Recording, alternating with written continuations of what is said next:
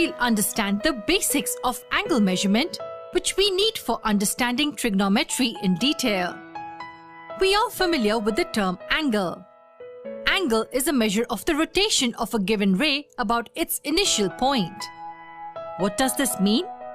Let's draw a ray OA. O is the initial point of ray OA.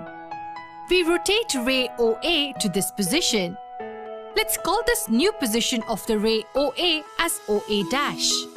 The initial position of ray OA is called the initial side, and the final position of ray OA dash is called the terminal side. So OA is the initial side and OA dash is the terminal side. We can also call this initial point as the vertex. There is an angle subtended between the two rays. Notice that we rotated ray OA in the counterclockwise direction to get ray OA dash.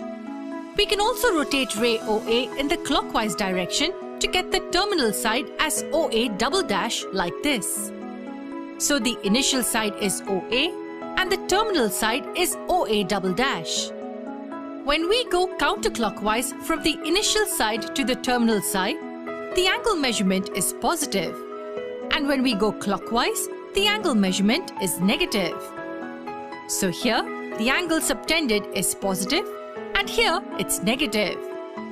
Now let's understand what is the unit of measure for angles. We will be studying 3 units of measurement in this video along with their symbols. The most common unit of measure is degrees. 1 degree is represented as follows. This symbol is a small raised circle. Let's understand how to measure the angle of rotation. We know that 1 full rotation of the initial side is 360 degrees. Do you notice something interesting? Yes, the initial side coincides with the terminal side. It's hard to differentiate which ray is OA and which ray is OA triple dash. Look at this highlighted part. We can also say that 360 degrees is 1 full rotation. Now, if 360 degrees is 1 full rotation, then what is 1 degree? Yes, 1 degree is 1/360th of a full rotation. But wait, is degree the smallest unit of measure for angles? Well, no. There are smaller units of measure. They are called minute and second. 1 minute is represented as follows. Look at this symbol. It's called prime. So 1 minute is written as 1 prime. And 1 second is written as follows.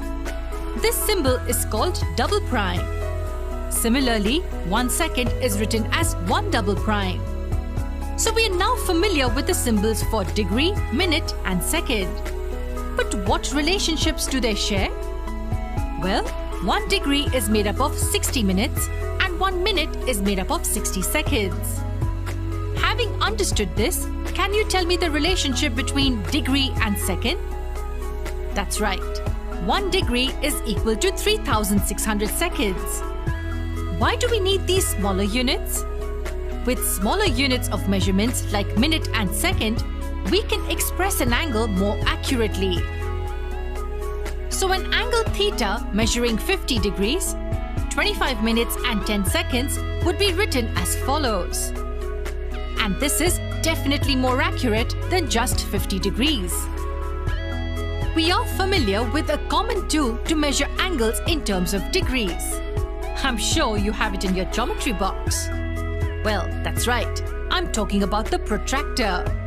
And we use it to measure angles in the geometry class. But how do we measure minutes and seconds? As a matter of fact, there are specially designed measuring devices to measure angles of objects that are too small to be measured by regular inspection. Such tools are used commonly in the manufacturing industry. Well, this discussion helped us understand angle measurement in terms of degrees, minutes and seconds. But can angles also be expressed in terms of other units of measurement? Let's find that out in our next video.